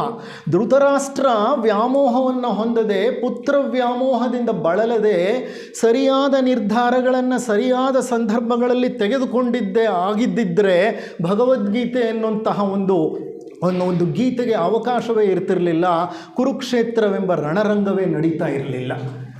ನೋಡಿ, ಪುತ್ರ ವ್ಯಾಮೋಹ ಅನ್ನೋದು ಎಷ್ಟು ಭೀಕರವಾದ ರಣರಂಗಕ್ಕೆ ಕಾರಣವಾಯಿತು. ಅಂಥ ಧೃತರಾಷ್ಟ್ರನ ಒಂದೇ ಒಂದು ಉವಾಚ, ಮೊದಲನೇ ಶ್ಲೋಕ, ಧರ್ಮಕ್ಷೇತ್ರವಾದ ಕುರುಕ್ಷೇತ್ರದಲ್ಲಿ ಎಲ್ಲರೂ ಒಟ್ಟಾಗಿ ಸೇರಿದರೆ, ಸಮವೇತಾಯುಯುತ್ಸವ, ಯುದ್ಧ ಮಾಡುವ ಒಂದು ಉತ್ಸಾಹದಲ್ಲಿ ಬಂದು ಸೇರಿದರೆ, ಮಾಮಕಾಹ, ನನ್ನವರು, ಮಾಮಕಾಹ, ಪಾಂಡವಾಶ್ಚೈವ, 5 ಜನ ಪಾಂಡವರು, ನನ್ನವರು ಅಂದರೆ ಯಾರು, ನನ್ನ ಕೌರವರು, ಪಾಂಡವಾಶ್ಚೈವ 5 ಜನ ಪಾಂಡವರು, ಕಿಮಕುರ್ವತ ಸಂಜಯ, ಏನು ಮಾಡ್ತಾ ಇದ್ದಾರೆ ರಣರಂಗದಲ್ಲಿ. ಸಂಜಯನಿಗೆ ದಿವ್ಯ ದೃಷ್ಟಿ ಕೊಟ್ಟಿದ್ದ ಶ್ರೀಕೃಷ್ಣ, ಅವನು ಎಲ್ಲೋ ಕುಳಿತುಕೊಂಡು ಹಸ್ತಿನಾಪುರದಲ್ಲಿ ಕುರುಕ್ಷೇತ್ರದಲ್ಲಿ ನಡೀತಾ ಇರೋ ಯುದ್ಧವನ್ನು ನೋಡ್ತಾ ಇದ್ದ. ಅವನು ಟಿ ವಿ ಇದ್ದಂಗೆ, ಇಲ್ಲೆಲ್ಲೋ ಬ್ರಾಡ್ಕಾಸ್ಟ್ ಮಾಡ್ತಿದ್ದಾರೆ, ಅಲ್ಲಿ ಅವನು ಮುಂದೆ ಟಿ ವಿ ಇಟ್ಟಂಗೆ. ಆ ಕಾಲದಲ್ಲಿ ಅವನು ಆ ದಿವ್ಯ ದೃಷ್ಟಿಯಿಂದ ಹಸ್ತಿನಾಪುರದ ಅರಮನೆಯಲ್ಲಿ ಕುಳಿತುಕೊಂಡು, ಧೃತರಾಷ್ಟ್ರನ ಮುಂದೆ ಕುಳಿತುಕೊಂಡು, ಇಲ್ಲಿ ಪಾಣಿಪತ್ನ ಹತ್ತಿರ ಇರುವಂತಹ ಕುರುಕ್ಷೇತ್ರ ರಣರಂಗದಲ್ಲಿ ನಡೀತಾ ಇರೋ ಯುದ್ಧವನ್ನು ನೋಡ್ತಾ ಇದ್ದಾನೆ. ಆದ್ದರಿಂದ ಧೃತರಾಷ್ಟ್ರನಿಗೆ ಕಣ್ ಕಾಣಲ್ಲ, ಸಂಜಯನಿಗೆ ದಿವ್ಯ ದೃಷ್ಟಿ ಕೊಟ್ಟ. ಹಾಗಾಗಿ ಸಂಜಯನನ್ನು ಕೇಳ್ತಾ ಇದ್ದಾನೆ, ಅಯ್ಯ ಸಂಜಯ, ಏನಾಗ್ತಾ ಇದೆ, ನನ್ನವರು. ಅಲ್ಲೂ ಏನಿದೆ ಅವನಲ್ಲಿ ಈಗಲೂ ಅಭಿಮಾನ. ಪಾಂಡವಾಶ್ಚೈವ, ಆ 5 ಜನ ಪಾಂಡವರು ಏನು ಮಾಡ್ತಾ ಇದ್ದಾರೆ. ಅಲ್ಲದೆ ಧರ್ಮಕ್ಷೇತ್ರ ಕುರುಕ್ಷೇತ್ರ ಅಂತಾನೆ, ಅಂದರೆ ಕುರುಕ್ಷೇತ್ರವೆಂಬ ಧರ್ಮಕ್ಷೇತ್ರದಲ್ಲಿ ಅದು ಭೀಕರ ರಣರಂಗ. ಅಂತಹ ರಣರಂಗವನ್ನು ಧರ್ಮಕ್ಷೇತ್ರ ಅಂತ ಧೃತರಾಷ್ಟ್ರ ಸಹ ಒಪ್ಕೋತಾ ಇದ್ದಾನೆ. ಅದಕ್ಕೆ ಕಾರಣ ಏನು ಮುಂದೆ ಹೇಳ್ತೀನಿ. ನಾನು 2 ಪ್ರಶ್ನೆಗಳನ್ನು ಹಾಕಿದ್ದೀನಿ. ಶ್ರೀಕೃಷ್ಣ ಅಂತ ಮಹಾಯುದ್ಧ ನಡೀಲಿಕ್ಕೆ ಯಾಕೆ ಅವಕಾಶ ಮಾಡಿಕೊಟ್ಟ? ಅದು ಹಾಗೆ ಮಾಡಬಹುದಾಗಿತ್ತ ಶ್ರೀಕೃಷ್ಣ. 2ನೇದು, ಅಂಥ ರಣರಂಗವನ್ನು ಹೋಗಿ ಧೃತರಾಷ್ಟ್ರ ಏನಂತ ಹೇಳ್ತಿದ್ದಾನೆ? ಧರ್ಮಕ್ಷೇತ್ರ. ಇದು ಹೇಗೆ ಧರ್ಮಕ್ಷೇತ್ರ? ಇಷ್ಟು ಪ್ರಾಣಹಾನಿ, ಇಷ್ಟು ಹಿಂಸೆ ಸಂಭವಿಸುವಂತಹ ಒಂದು ಬಯಲನ್ನು ಧರ್ಮಕ್ಷೇತ್ರ ಅಂತ ಯಾಕೆ ಕರೀತಾ ಇದ್ದಾನೆ? ಈ ಶ್ಲೋಕದಲ್ಲಿ ಪ್ರಾರಂಭವಾಗುತ್ತೆ ನಮ್ಮ ಭಗವದ್ಗೀತೆ. ಕೊನೆಯ ಅಧ್ಯಾಯ 18ನೇ ಅಧ್ಯಾಯ. 18 ಅಧ್ಯಾಯಗಳಲ್ಲಿ ಕೊನೆಯ ಅಧ್ಯಾಯವನ್ನು ಮೋಕ್ಷ ಸನ್ಯಾಸ ಯೋಗ ಅಂತ ಹೇಳ್ತಾರೆ. ಆ ಮೋಕ್ಷ ಸನ್ಯಾಸ ಯೋಗದಲ್ಲಿ ಹೆಚ್ಚು ಕಡಿಮೆ ಕೃಷ್ಣನ ಉಪದೇಶ ಮುಕ್ತಾಯಕ್ಕೆ ಬರುತ್ತೆ. ಆ ಮುಕ್ತಾಯದ ಸಂದರ್ಭ 18ನೇ ಅಧ್ಯಾಯ 66ನೇ ಶ್ಲೋಕದಲ್ಲಿ ಕೃಷ್ಣ ಹೇಳ್ತಾನೆ, ಸರ್ವಧರ್ಮಾನ್ ಪರಿತ್ಯಜ್ಯ ಮಾಮೇಕಂ ಶರಣಂ ವ್ರಜ ಅಹಂ ತ್ವಾಂ ಸರ್ವ ಪಾಪೇಭ್ಯೋ ಮೋಕ್ಷಯಿಷ್ಯಾಮಿ ಮಾ ಶುಚಃ. ಅಂದರೆ ಹೇ ಅರ್ಜುನ, ನಾನು ನಿನಗೆ ಹೇಳಬೇಕಾಗಿರೋದನ್ನೆಲ್ಲ ಹೇಳಿದ್ದೀನಿ. ಈಗ ಒಂದು ವಿಷಯ ನಿನಗೆ ತಿಳಿಸ್ತಾ ಇದ್ದೀನಿ. ಸರ್ವಧರ್ಮಾನ್ ಪರಿತ್ಯಜ್ಯ, ಎಲ್ಲ ಧರ್ಮಗಳನ್ನು ಪರಿತ್ಯಜಿಸಿಬಿಡು. ಮಾಮೇಕಂ ಶರಣಂ ವ್ರಜ, ಪರಿಪೂರ್ಣವಾಗಿ ನನಗೆ ಶರಣಾಗತನಾಗ್ಬಿಡು. ಎಲ್ಲ ಹೇಳಿಬಿಟ್ಟು ಕೊನೆಗೆ ಎಲ್ಲ ಬಿಟ್ಬಿಡು, ಏನೂ ಬೇಡ, ಯಾವುದು ಧರ್ಮ ಯಾವುದು ಅಧರ್ಮ ಅಂತ ಎಲ್ಲ ಹೇಳಿಬಿಟ್ಟ. 18 ಅಧ್ಯಾಯಗಳ ತನಕ ಹೇಳಿಬಿಟ್ಟು ಕೊನೆಯಲ್ಲಿ ನಾನು ಹೇಳಿದ್ದೆಲ್ಲ ಮರ್ತು ಬಿಡಪ್ಪ, ಬಿಟ್ಬಿಡು ಹೋಗಲಿ. ಒಂದೇ ಒಂದು, ಏನದು? ಸರ್ವಧರ್ಮಾನ್ ಪರಿತ್ಯಜ್ಯ, ಎಲ್ಲ ಧರ್ಮಗಳನ್ನು ಬಿಟ್ಟು ಪರಿಪೂರ್ಣವಾಗಿ ನನಗೆ ಶರಣಾಗತನಾಗ್ಬಿಡು. ಅಹಂ ತ್ವಾಂ ಸರ್ವ ಪಾಪೇಭ್ಯೋ, ಅಹಂ ತ್ವಾಂ, ನಾನು ನಿನ್ನ ಎಲ್ಲ ಪಾಪಗಳನ್ನು ಶುಚಿಗೊಳಿಸಿ ಮೋಕ್ಷಯಿಷ್ಯಾಮಿ ಮಾ ಶುಚಃ, ನಿನಗೆ ಮೋಕ್ಷವನ್ನು ನೀಡಿಬಿಡುತ್ತೇನೆ. ಇದೇನಿದು ಭಗವಂತನ ಈ ರೀತಿ ಹೇಳಬಹುದಾ? ಭಗವಂತ ನೀನು ನನಗೆ ಶರಣಾಗತನಾಗ್ಬಿಡು, ನಾನು ನಿನಗೆ ಮೋಕ್ಷವನ್ನು ಕೊಟ್ಬಿಡ್ತೀನಿ ಅಂತ ಹೇಳ್ತಿದ್ದಾನಲ್ಲ, ಇದು ಹೇಗೆ? ಏನೆಲ್ಲ ಮಾಡಿಬಿಟ್ಟು ನಾನು ಹೋಗಿ ದೇವಸ್ಥಾನದಲ್ಲಿ ದೀರ್ಘದಂಡ ಪ್ರಣಾಮ ಮಾಡಿ ಭಗವಂತ ನಾನು ನಿನಗೆ ಶರಣಾಗತನಾಗ್ಬಿಟ್ಟಿದ್ದೀನಿ ಅಂತಂದರೆ ಹಾಗಾದರೆ ಎಲ್ಲ ಅಧರ್ಮಗಳು ಕಳೆದು ಹೋದಂಥ, ಹಾಗಾದರೆ ನನಗೆ ಮೋಕ್ಷ ಸಿಕ್ಕ ಹಾಗ? ಹೀಗೆ ಪ್ರತಿಯೊಬ್ಬ ವ್ಯಕ್ತಿ ಮಾಡ್ತಾ ಹೋಯ್ತು ಅಂತಂದರೆ ಈ ಜಗತ್ತಿನಲ್ಲಿ ಅಧರ್ಮ ಉಳಿಯುತ್ತಾ ಧರ್ಮ ಉಳಿಯುತ್ತಾ? ಮತ್ತು ಇದೇನು ಕೃಷ್ಣ ಈ ರೀತಿ ಹೇಳ್ತಾನೆ? ಇರಲಿ, ಈಗ ಈ ಎಲ್ಲ ಪ್ರಶ್ನೆಗಳಿಗೂ ಉತ್ತರ ಹುಡುಕ್ತಾ ಹೋಗೋಣ. ಕುರುಕ್ಷೇತ್ರ ರಣಭೂಮಿಯನ್ನು ಧರ್ಮಕ್ಷೇತ್ರ ಅಂತ ಧೃತರಾಷ್ಟ್ರ ಕರೆದ. ಖಂಡಿತವಾಗಿಯೂ ಕುರುಕ್ಷೇತ್ರ ಧರ್ಮಕ್ಷೇತ್ರವೇ ಹೌದು. ಹೌದು, ಭೀಕರ ರಣರಂಗ, ಲಕ್ಷಾಂತರ ಜೀವಗಳ ಪ್ರಾಣಹಾನಿಯಾಗುವ ಸ್ಥಳ, ಹೊಡೆದಾಡುವ ರಕ್ತಪಾತವಾಗುವ ಕ್ಷೇತ್ರವನ್ನು ಧರ್ಮಕ್ಷೇತ್ರ ಅಂತ ಹೇಳೋದು ಬಹಳ ಕಷ್ಟ. ಆದರೆ ಗಮನಿಸಿ ನೋಡಿ, ಈ ಯುದ್ಧ ಅನಿವಾರ್ಯವಾಗಿತ್ತು. It was inevitable. There was no other way to solve the problem. ಅಧರ್ಮದ ಒಂದು ಬಂಡವಾಳ ವಿಪರೀತ ಅಧಿಕವಾಗೋಗಿತ್ತು ಈ ಮರ್ತ್ಯ ಲೋಕದಲ್ಲಿ. ಈ ಅಧರ್ಮವನ್ನು ನಾಶಪಡಿಸಬೇಕಾದದ್ದು ಸಮಾಜದ ಕರ್ತವ್ಯವಾಗಿತ್ತು, ಸಮಾಜದ ಹಿರಿಯರ ಕರ್ತವ್ಯವಾಗಿತ್ತು. ಆದರೆ ಸಮಾಜದ ಹಿರಿಯರು ಅಂಧರಾಗಿ ಕುಳಿತಿದ್ದರು. ಅಧರ್ಮ ಕಣ್ಣ ಮುಂದೆ ನಡೀತಾ ಇದ್ರೂ ಅದನ್ನು ಪ್ರಶ್ನಿಸಲಿಕ್ಕೂ ಹೋಗಲಿಲ್ಲ. ಅಧರ್ಮವನ್ನು ಸಹಿಸಿಕೊಳ್ತಾ ಹೋದರು. ಆ ಸಹನೆಗೂ ಒಂದು ಮಿತಿ ಇದೆ. ಅಧರ್ಮವನ್ನು ಹಾಗೆ ಬಿಟ್ಟರೆ ಮುಂದಿನ ಪೀಳಿಗೆ ಏನು ಮಾಡುತ್ತೆ ಗೊತ್ತಾ? ಅಧರ್ಮವನ್ನೇ ಧರ್ಮ ಅಂತ ತಿಳ್ಕೊಳ್ಳುತ್ತೆ. ಹೌದಾ ಅಲ್ವಾ? ನಾವು ಮುಂದಿನ ಪೀಳಿಗೆಗೆ ಸಮಾಜವನ್ನು ಕಟ್ಟುವಾಗ ಒಂದು ಮಾದರಿಯನ್ನು ಸೃಷ್ಟಿ ಮಾಡಬೇಕು. ನಾವು ಸೃಷ್ಟಿ ಮಾಡುವಂತಹ ಮಾದರಿ ಅಧರ್ಮದ ಮಾದರಿ ಆದರೆ ಮುಂದೆ ಸಮಾಜ ಗೊಂದಲಕ್ಕೆ ಸಿಕ್ಕಾಕ್ಕೊಂಡ್ಬಿಡುತ್ತೆ. ಯಾವುದು ಧರ್ಮ ಯಾವುದು ಅಧರ್ಮ ಅನ್ನೋದೇ ಅದಕ್ಕೆ ಗೊತ್ತಾಗೋದಿಲ್ಲ. ಹಾಗಾಗಿ ಆ ಹಂತದಲ್ಲಿ ಭಗವಂತ ಮಧ್ಯೆ ಪ್ರವೇಶ ಮಾಡಲೇಬೇಕಾಗಿತ್ತು. ಈ ಯುದ್ಧ ಅನಿವಾರ್ಯವಾಗಿತ್ತು. ಭಗವದ್ಗೀತೆಯಲ್ಲಿ ಶ್ರೀಕೃಷ್ಣ 2 ಪಾಪಗಳನ್ನು ಹೇಳ್ತಾನೆ. ಮನುಷ್ಯ ಮಾಡುವ ಎಲ್ಲ ಪಾಪಗಳನ್ನು 2 ಪಾಪಗಳಾಗಿ ವಿಂಗಡಿಸ್ತಾನೆ. ಮೊದಲನೇ ಪಾಪ ಏನು ಗೊತ್ತಾ? ಸಿನ್ ಆಫ್ ಕಮಿಷನ್.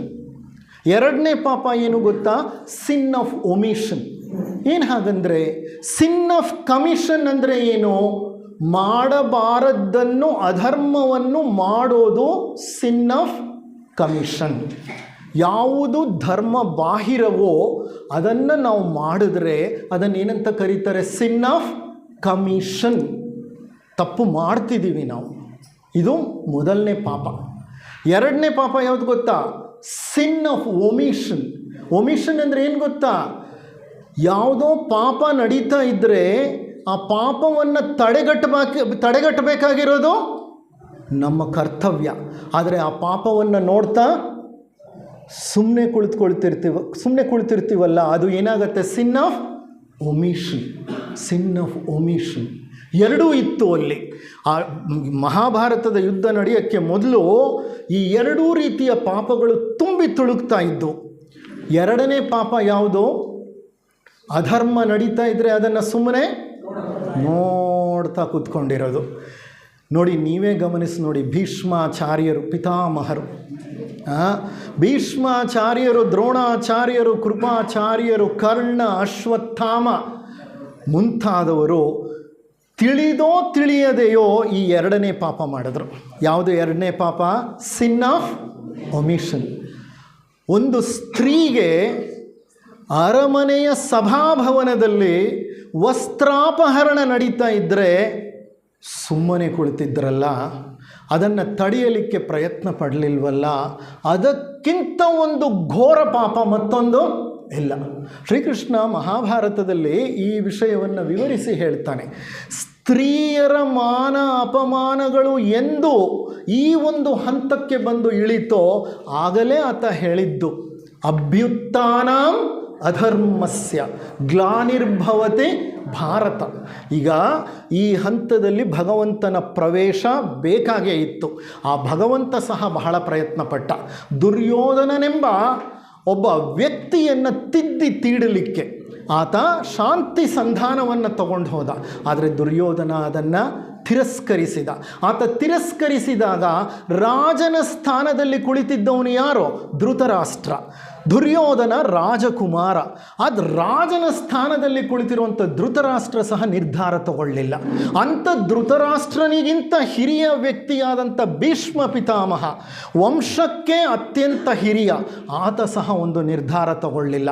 ದ್ರೋಣಾಚಾರ್ಯರು ಗುರುಗಳಾಗಿ ನಿಂತು, ದುರ್ಯೋಧನನಿಗೂ ಅವರು ಗುರುಗಳೇ, ಆ ಸಕಲ ಕೌರವರಿಗೂ ಅವರು ಗುರುಗಳೇ, ಗುರುವಾಗಿ ನಿಂತು ಆತ ದಂಡಿಸುವ ಒಂದು ಶಕ್ತಿಯನ್ನು ಹೊಂದಿದ್ದಾನೆ. ಆದರೆ ಆತ ಆ ಶಕ್ತಿಯನ್ನು ಪ್ರಯೋಗ ಮಾಡಲಿಲ್ಲ. ನನಗೆ ಯಾಕೆ ಬೇಕಪ್ಪ, ನಾನು ಇವ್ರ ಉಪ್ಪನ್ನು ತಿಂದಿದ್ದೀನಿ, ನಾನು ಇವ್ರ ಜೊತೆ ಇರ್ತೀನಿ ಅಂತ ಅವ್ರ ಜೊತೆನೇ ಸೇರ್ಕೊಂಡು ಯುದ್ಧ ಮಾಡಲಿಕ್ಕೆ ಪ್ರಾರಂಭ ಮಾಡ್ದ. ಗಮನಿಸಿ ನೋಡಿ, ವಿಭೀಷಣ ಏನು ಮಾಡ್ದ? ರಾವಣ ಮಾಡಬಾರದ ಕೆಲಸ ಮಾಡಿ ಸೀತೆಯನ್ನು ಅಪಹರಿಸಿಕೊಂಡು ಹೋದಾಗ ವಿಭೀಷಣ ರಾವಣನನ್ನು ಬಿಟ್ಟು ಬಂದೇನ ಯಾರನ್ನು ಸೇರಿಕೊಂಡ? ರಾಮನನ್ನು ಸೇರಿಕೊಂಡ. ನಾನು ಧರ್ಮದ ಕಡೆ ಇರ್ತೀನಿ, ಅಧರ್ಮದ ಕಡೆ ಇರಲ್ಲ ಅಂತ. ಅದೇ ಕರ್ಣ ಏನು ಮಾಡ್ದ? ದುರ್ಯೋಧನ ಅಷ್ಟು ಅಧರ್ಮ ಮಾಡ್ತಾ ಇದ್ರೂ ಅವನು ಅಧರ್ಮದ ಜೊತೆಗೆ ಸೇರಿಕೊಂಡ. ಆದರೆ ಅದಕ್ಕೊಂದು ಲೇಪನವನ್ನು ಕೊಟ್ಟ. ಏನು ಲೇಪನ ಕೊಟ್ಟ? ನಾನು ಆತನ ಋಣದಲ್ಲಿದ್ದೀನಿ, ಆತನೇ ನನ್ನನ್ನು ಕಾಪಾಡಿದವನು, ಹಾಗಾಗಿ ಆತ ಏನು ಮಾಡಿದ್ರು ನಾನು ಅದನ್ನು ಒಪ್ಕೊಳ್ತೀನಿ. ಧರ್ಮವೇ, ಅಧರ್ಮವೇ. ಅದನ್ನು ಪರಿಪಾಲಿಸಿದ್ದು ವಿಭೀಷಣ ಪರಿಪೂರ್ಣವಾಗಿ ಪರಿಪಾಲಿಸಿದ್ದ ಅದನ್ನು. ಹಾಗಾದರೆ ಶ್ರೀಕೃಷ್ಣ ಭಗವಂತ ಸಹ ಎಲ್ಲ ಅಧರ್ಮವನ್ನು, ದುರ್ಯೋಧನನ ಅಟ್ಟಹಾಸವನ್ನು, ಸ್ತ್ರೀಯಾದ ದ್ರೌಪದಿಯ ಮಾನಭಂಗವನ್ನು ಸುಮ್ಮನೆ ಗಮನಿಸುತ್ತಾ ಕುಳಿತುಕೋಬೇಕಾ? ಹಾಗಾದರೆ ಶ್ರೀಕೃಷ್ಣನಿಗೂ ಭೀಷ್ಮಾಚಾರ್ಯರಿಗೂ ದ್ರೋಣಾಚಾರ್ಯರಿಗೂ ಏನು ವ್ಯತ್ಯಾಸ ಬಂತು? ಆತ ಭಗವಂತ. ಕೈಕಟ್ಟಿ ಭಗವಂತನೇ ಸುಮ್ಮನೆ ಕುಳಿತರೆ ನಮ್ಮಂಥವರೆಲ್ಲ ಎಲ್ಲಿ ಹೋಗಬೇಕಾಗತ್ತೆ? ಹಾಗಾಗಿ ಶ್ರೀಕೃಷ್ಣ ಆ ರಣರಂಗವನ್ನು ಪ್ರವೇಶ ಮಾಡಬೇಕಾಗಿತ್ತು. ಶ್ರೀರಾಮಚಂದ್ರ ರಾವಣನೊಡನೆ ಯುದ್ಧ ಮಾಡದೆ ಹೋಗಿದ್ದರೆ ಅದು ಅಧರ್ಮವಲ್ಲವೇ? ಹೌದಾ ಅಲ್ವಾ? ಆತನ ಹೆಂಡತಿಯನ್ನು ಅಪಹರಿಸಿಕೊಂಡು ಹೋಗಿ ಅಧರ್ಮವನ್ನು ಆತ ಅನುಸರಿಸುತ್ತಿದ್ರೂ ಹೆಂಡತಿಯನ್ನು ಕಳ್ಕೊಂಡಿದ್ದ. ಅಯ್ಯೋ, ಶಾಂತಿಭಂಗವಾಗುತ್ತೆ, ಹಿಂಸೆ ಆಗುತ್ತೆ, ನೂರಾರು ಸಾವಿರಾರು ಪ್ರಾಣಿಗಳು, ಜೀವಗಳು ಸತ್ತು ಹೋಗುತ್ತೆ ಅಂತ ಸುಮ್ಮನೆ ಕುಳಿತುಕೊಂಡ್ರೆ ಅದು ಧರ್ಮನ? ಅದು ಕ್ಷಾತ್ರ ಧರ್ಮ ಅಲ್ಲ. ಕ್ಷಾತ್ರ ಧರ್ಮ ಅಂದರೆ ಏನು ಅಂದರೆ ಅಧರ್ಮವನ್ನು ಎದುರಿಸಿ ನಿಂತ್ಕೊಳ್ಳೋದು. ನಮ್ಮ ಬುದ್ಧ ಮಾಂಕ್ಗಳಿರ್ತಾರಲ್ಲ, ಬೌದ್ಧಿಸ್ಟ್ ಮಾಂಕ್ಸ್ ಅಂದರೆ ಬೌದ್ಧ ಧರ್ಮವನ್ನು ಅನುಸರಿಸುತ್ತಿರುವಂತಹ ಈ ಸನ್ಯಾಸಿಗಳಿರ್ತಾರೆ, ಅವರ ಆಯುಧಗಳನ್ನು ಇಟ್ಕೊಂಡೇ ಓಡಾಡೋದು. ಬೌದ್ಧ ಧರ್ಮ ಏನನ್ನು ಪ್ರಚಾರ ಮಾಡುತ್ತೆ? ಅಹಿಂಸೆಯನ್ನು. ಆದರೆ ಅವ್ರ ಕೈನಲ್ಲಿ ಏನಿರುತ್ತೆ? ಆಯುಧ. ಸಮಯ ಅವಕಾಶ ಅಂತಹ ಪರಿಸ್ಥಿತಿಗೆ ಕರ್ಕೊಂಡು ಹೋದರೆ ಅವರ ಆಯುಧವನ್ನು ಬಳಸ್ತಾರೆ, ಅಧರ್ಮವನ್ನು ಅಳಿಸ್ತಾರೆ, ಸಮಾಜಕ್ಕೆ ಮುಂದೆ ಒಂದು ಮಾದರಿಯಾಗಿ ನಿಂತ್ಕೊಳ್ತಾರೆ. ಹಾಗಾಗಿ ಶ್ರೀಕೃಷ್ಣ ಮಾಡಿದ್ದು ಖಂಡಿತ ಆ ಸಂದರ್ಭದಲ್ಲಿ ಭಗವಂತನಾಗಿ ಆತ ಏನು ಮಾಡಬೇಕೋ ಅದನ್ನು ಮಾಡ್ದ. ಭಗವದ್ಗೀತೆಯಲ್ಲಿ ಕೃಷ್ಣ ಆ ಕಾರ್ಯವನ್ನು ಬಹಳ ಪರಿಣಾಮಕಾರಿಯಾಗಿ ಮಾಡ್ತಾನೆ. He is not ready to party with sin of omission. ಅರ್ಜುನನನ್ನು ಸಚೇತನಗೊಳಿಸಲು ತನ್ನ ತತ್ವಬೋಧೆಯನ್ನು ಆತ ನೀಡಲೇಬೇಕಾಯಿತು. ಈ ಅರ್ಜುನನೋ ಮೊದಲು ಯುದ್ಧ ಮಾಡ್ತೀನಿ ಅಂತ ಬಹಳ ಉತ್ಸಾಹದಿಂದ ಹೇಳಿದವನು ರಣರಂಗವನ್ನು ಪ್ರವೇಶ ಮಾಡಿದ ತಕ್ಷಣ ತನ್ನ ಬಂಧು ಬಾಂಧವರನ್ನು, ಸಹೋದರರನ್ನು, ಸ್ನೇಹಿತರನ್ನು ಎಲ್ಲರನ್ನೂ ಕಂಡು ಇವನ ಕೈ ನಡಗಲಿಕ್ಕೆ ಪ್ರಾರಂಭವಾಯಿತು. ಗಾಂಡೀವ ಕೆಳಗೆ ಬಿದ್ದು ಹೋಯಿತು, ಬಾಯಿ ಒಣಗಿ ಹೋಯಿತು, ತಲೆ ತಿರುಗಲಿಕ್ಕೆ ಪ್ರಾರಂಭವಾಗೋಯಿತು, ಪ್ರಜ್ಞೆಯನ್ನೇ ಕಳ್ಕೊಂಡು ಕಾರ್ಪಣ್ಯ ದೋಷಕ್ಕೆ ಈಡಾಗ್ಬಿಟ್ಟ. ಅಂತಹ ಅರ್ಜುನನನ್ನು ಸಚೇತನಗೊಳಿಸಿ ಆತನ ಸಾರಥಿಯಾಗಿ, ಆತನ ಗುರುವಾಗಿ, ಆತನ ಮಿತ್ರನಾಗಿ ಆತ ಈ ಭಗವದ್ಗೀತೆಯ ಬೋಧನೆಯನ್ನು ಕೊಡಲೇಬೇಕಾಯಿತು. ಶ್ರೀಕೃಷ್ಣ ಒಬ್ಬ ದೊಡ್ಡ ಮನಃಶಾಸ್ತ್ರಜ್ಞ. ಅವನಿಗೆ he was a great psychiatrist of all. ಅವನಂತಹ ಮನೋವೈಜ್ಞ ತಜ್ಞರು ಮತ್ತೊಬ್ಬರಿಲ್ಲ. ಭಗವಂತನೇ ಅವನಿಗೆ ಸಿದ್ಧಿಸದಂತಹ ವಿದ್ಯೆ ಇಲ್ಲ, ಜ್ಞಾನವಿಲ್ಲ. ಆತ ಹೇಳ್ತಾನೆ, 18ನೇ ಅಧ್ಯಾಯದಲ್ಲಿ 63ನೇ ಶ್ಲೋಕದಲ್ಲಿ ಹೇಳ್ತಾನೆ. ಅಷ್ಟು ನೋಡಿ, ಈ ಕೃಷ್ಣ ಮತ್ತು ಶ್ರೀಕೃಷ್ಣ ಮತ್ತು ಅರ್ಜುನ ನರನಾರಾಯಣರು. ಅರ್ಜುನ ನರ ಅಂದರೆ ಮನುಷ್ಯ, ಶ್ರೀಕೃಷ್ಣ ನಾರಾಯಣ. ನರ ಅಂದರೆ ಕೆಳಗಿನ ಮನಸ್ಸು. ನರ ಅಂದರೆ ಕೆಳಗಿನ ಮನಸ್ಸು. ಏಕೆಂದರೆ ನಾವು ಕೆಲಸ ಮಾಡೋದೆಲ್ಲ ಕೆಳ ಮನಸ್ಸಿನಲ್ಲೇ. ಏನದು ಕೆಳ ಮನಸ್ಸು?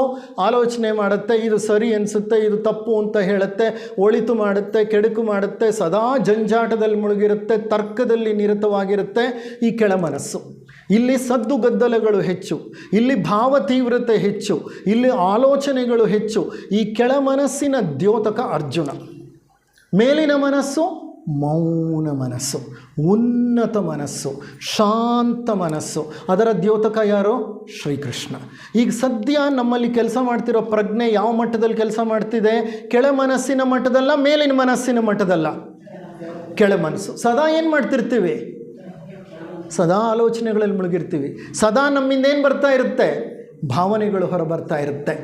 ಒಳ್ಳೆ ಭಾವನೆಗಳು ಬರ್ತಾ ಇರ್ಬೋದು, ಕೆಟ್ಟ ಭಾವನೆಗಳು ಬರ್ತಾ ಇರಬಹುದು. ನಾವು ಈ ಕೆಳ ಮನಸ್ಸಿನಲ್ಲಿ ಕೆಲಸ ಮಾಡ್ತೀವಿ. ನಾವು ಅರ್ಜುನನಂತೆ, ಆದರೆ ನಮ್ಮೊಳಗಡೆ ಇರೋ ಆತ್ಮ ಕೃಷ್ಣನಂತೆ. ಆತ್ಮ ಏನು ಮಾಡ್ತಾ ಇದೆ? ಸುಮ್ಮನೆ ಕುಳಿತು ಸಕಲವನ್ನೂ ಗಮನಿಸುತ್ತಾ ಇದೆ ಮೌನವಾಗಿ. ಈಗ ಉನ್ನತ ಮನಸ್ಸು ಕೆಳ ಮನಸ್ಸನ್ನು ಹತೋಟಿಗೆ ತಗೋಬೋದಲ್ವಾ? ಅದು ಯಾಕೆ ಹತೋಟಿಗೆ ತಗೊಳ್ಳಲ್ಲ? ಸುಮ್ಮನೆ ಯಾಕೆ ನೋಡ್ತಾ ಕೂತ್ಕೊಳ್ಳುತ್ತೆ? ಹಾಗಾದರೆ ಶ್ರೀಕೃಷ್ಣನೂ ಅಷ್ಟೇ. ಯಾಕೆ ಅರ್ಜುನ ಕೈಯಲ್ಲಿರುವ ಗಾಂಡೀವವನ್ನು ಕೆಳಗೆ ಬಿಟ್ಟುಬಿಟ್ಟ? ಅವನ ಮೈ ಕೈ ಎಲ್ಲ ಬೆವರಿಂದ ಒದ್ದೆ ಆಗೋಗ್ಬಿಟ್ಟಿದೆ, ಅವನು ತೊದಲ್ತಾ ಇದ್ದಾನೆ, ಸುಮ್ಮನೆ ಇದ್ದ ಅರ್ಜುನ. ಯಾಕೆ? ನಮ್ಮ ಆತ್ಮವೂ ಹಾಗೆ ಏನು ಮಾಡ್ತಾ ಇದೆ? ನಾವು ಮಾಡಬಾರದ್ದು ಮಾಡೋದು ಎಲ್ಲ ಕೆಲಸಗಳನ್ನ ಮಾಡ್ತಾ ಇದ್ದರೆ ಅದು ಸುಮ್ಮನೆ ಏನು ಮಾಡ್ತಿದೆ? ನೋಡ್ತಾ ಇದೆ. ಅರ್ಜುನನು ಹಾಗೆ, ಕೃಷ್ಣನು ಹಾಗೆ ನೋಡ್ತಿದ್ದ ಅರ್ಜುನನ ಆ ಒಂದು ಪರಿತಾಪವನ್ನು. ಅವನು ಮಧ್ಯಪ್ರವೇಶ ಮಾಡಲೇ ಇಲ್ಲ. ಅವನು ಮಧ್ಯಪ್ರವೇಶ ಮಾಡಿದ್ದು ನಾನು ಆಗಲೇ ಹೇಳಿದ ಹಾಗೆ, ಅಯ್ಯ ಕೃಷ್ಣ, ಇನ್ನು ನನ್ನಿಂದ ಸಾಧ್ಯ ಇಲ್ಲ, ಇನ್ನು ನಾನು ಈ ಯುದ್ಧವನ್ನು ಮುಂದುವರಿಸಲಿಕ್ಕೆ ನನ್ನಲ್ಲಿ ಚೈತನ್ಯವಿಲ್ಲ, ನನಗೆ ದಾರಿಯನ್ನು ತೋರಿಸು ಅಂತ ಬೇಡಿಕೊಂಡು ಶರಣಾಗತನಾದಾಗ ಇರಲಿ. ಆಮೇಲೆ ಭಗವದ್ಗೀತೆ ಬೋಧನೆ ಮಾಡ್ದ. ಬೋಧನೆ ಎಲ್ಲ ಮಾಡಾದಮೇಲೆ 18ನೇ ಅಧ್ಯಾಯದಲ್ಲಿ ಆತ ಒಂದು ಶ್ಲೋಕ ಇದೆ. 18ನೇ ಅಧ್ಯಾಯ 63ನೇ ಶ್ಲೋಕ. ಈ ಶ್ಲೋಕ ಏನು ಹೇಳುತ್ತೆ ಅಂದರೆ, ಇತಿತೇ ಜ್ಞಾನಮಾಖ್ಯಾತಂ ಗುಹ್ಯಾದ್ ಗುಹ್ಯತರಂ ಮಯಾ ವಿಮೃಶ್ವೈತದ ಶೇಷೇಣ ಯಥೇಚ್ಛಸಿ ತಥಾ ಕುರು. ಇದರ ಅರ್ಥ ಏನು ಗೊತ್ತಾ? ಅಯ್ಯ ಅರ್ಜುನ, ನಾನು ನಿನಗೆ ಗುಹ್ಯಕ್ಕಿಂತ ಗುಹ್ಯತರವಾದ ಜ್ಞಾನವನ್ನು ವಿವರಿಸಿ ಹೇಳಿದ್ದೇನೆ. ಗುಹ್ಯ ಅಂದರೆ ಸೀಕ್ರೆಟ್, ಮಿಸ್ಟೀರಿಯಸ್ ಅಂತ, ಬಹಳ ಸೀಕ್ರೆಟ್, ಅದು ಎಲ್ರಿಗೂ ಗೊತ್ತಿಲ್ಲದೆ ಇರುವಂತಹ ವಿದ್ಯೆ. ಅಂತಹ ಗುಹ್ಯಕ್ಕಿಂತ ಗುಹ್ಯತರವಾದ ಜ್ಞಾನವನ್ನು, ಧರ್ಮ ಅಧರ್ಮಗಳ ಒಂದು ಸೂಕ್ಷ್ಮತೆಯನ್ನು ನಿನಗೆ ವಿವರಿಸಿ ಹೇಳಿದ್ದೇನೆ. ಇದನ್ನು ಕುರಿತು ನೀನು ಸಂಪೂರ್ಣವಾಗಿ ವಿಮರ್ಶಿಸು, ನಿನ್ನ ಇಷ್ಟದಂತೆ ನೀ ಮಾಡು. ಎಷ್ಟು ಸುಂದರವಾದಂತಹ ಒಂದು ವಿಚಾರ ಗೊತ್ತಾ ಇದು? ಅಂತ ಭಗವಂತ ಏನು ಹೇಳ್ದ? ಯಥೇಚ್ಛಸಿ ತಥಾ ಕುರು. ಅಯ್ಯ ಅರ್ಜುನ, ನಿನ್ನ ಇಷ್ಟ ಏನೋ, ನಿನ್ನ ಇಚ್ಛೆ ಏನೋ, ನಿನಗೇನು ಅನಿಸುತ್ತೋ ಅದನ್ನು ನೀನು ಮಾಡು. ಪರಮಾತ್ಮನಾದ ಶ್ರೀಕೃಷ್ಣ ಅರ್ಜುನನಿಗೆ ಏನು ಮಾಡ್ಬೋದಾಗಿತ್ತು? ಏಯ್, ನಾನು ಹೇಳ್ದಂಗೆ ಮಾಡೋ. ನಾವು ಮನೇಲಿ ಮಾಡ್ತೀವಲ್ವ ಮಕ್ಕಳಿಗೆ, ಬಾಯಿ ಮುಚ್ಕೊಂಡು ನಾನೇನು ಹೇಳಿದ್ನೋ ಅದನ್ನು ಮಾಡಿ, ನಿನಗೆ ಗೊತ್ತಾಗಲ್ಲ, ಹೇಳ್ತೀವೋ ಇಲ್ವಾ? ಶ್ರೀಕೃಷ್ಣ ಮಾಡಲಿಲ್ಲ. ನಾನು ಹೇಳ್ದಂಗೆ ನೀನು ಮಾಡು ಅಂತ ಹೇಳಲಿಲ್ಲ. ನೀನು ನನ್ನ ಕೇಳಿಕೊಂಡೆ, ನಾನು ನಿನಗೇನು ಹೇಳಬೇಕೋ ಅದನ್ನು ಹೇಳಿದ್ದೀನಿ. ಇದ್ರ ಮೇಲೆ ವಿಮರ್ಶೆ ಮಾಡು, ನಿನಗೆ ಏನು ಅನಿಸುತ್ತೋ ಅದನ್ನು ನೀನು ಮಾಡು. ಅದು ಯಾಕೆ ಹೀಗೆ ಹೇಳ್ದ? ಅದು ಯಾಕೆ ಹಾಗೆ ಹೇಳ್ತಾನೆ ಅಂದರೆ, ಭಗವಂತನೂ ಸಹ ನಾನು ಏನು ಹೇಳುತ್ತೀನೋ ಸುಮ್ಮನೆ ಅದನ್ನು ನೀನು ಮಾಡು ಅಂತ ಆದೇಶಿಸಲಿಲ್ಲ. ಅಂದರೆ ವ್ಯಕ್ತಿ ಸ್ವಾತಂತ್ರ್ಯಕ್ಕೆ, ಸ್ವಇಚ್ಛೆಗೆ ಎಷ್ಟು ಮಹತ್ವವಿದೆ ಗಮನಿಸಿ. ಅರ್ಜುನನು ಒಂದು ಆತ್ಮ, ಆ ಆತ್ಮಕ್ಕೆ ಏನೋ ತಿಳುವಳಿಕೆ ಬೇಕು, ಅದನ್ನು ಕೊಡಬೇಕಾಗಿತ್ತು. ನಿರ್ಧಾರ ಮಾಡಬೇಕಾಗಿರೋದು ಯಾರು? ಅರ್ಜುನನೇ ನಿರ್ಧಾರ ಮಾಡಬೇಕು. ಕಾರಣ he has to play his role. ಅರ್ಜುನಾಸ್ role cannot be taken by Krishna.